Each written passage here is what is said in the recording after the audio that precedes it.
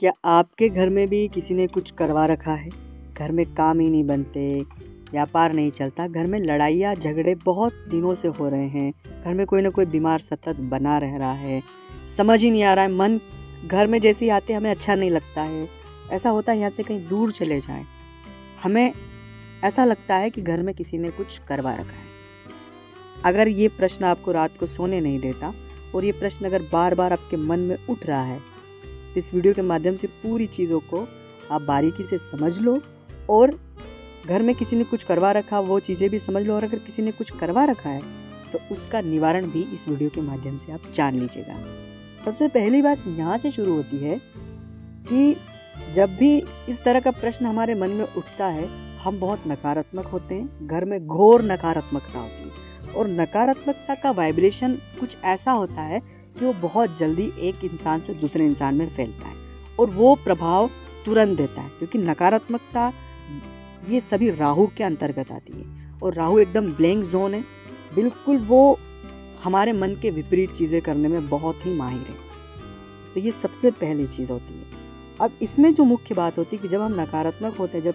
परेशान और हताश होते हैं, तब हम इन बातों को कोई अगर हमें ये बात मन में स्वाभाविक रूप से आ जाती है कि किसी ने कुछ हमारे घर में करवा दिया होगा। कई बार जिन लोगों से हमारी लड़ाई या झगड़ा होता है उन पर शक होता है। कई बार हमें उदाहरण जो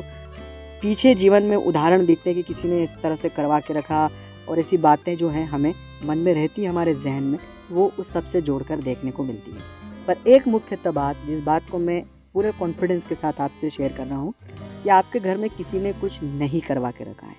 उसका साइंस भी आप समझ लो, वो बातें भी समझ लो। उससे पहले एक निवेदन मैं आपसे करना चाहता हूँ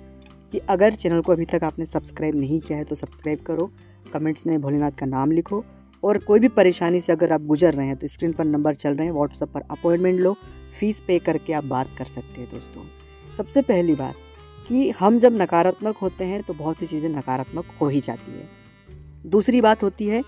कि चीज़ें जिस तरह से हम देख रहे हैं वो उस तरह है ही नहीं, ये भी एक सबसे ज़्यादा ज़रूरी बात है। अब रही बात इस सिचुएशन से हम कैसे बाहर आए, सबसे पहली बात है कि आप 16 घंटे जगते हैं, उसमें से 4 घंटे मौन रहें।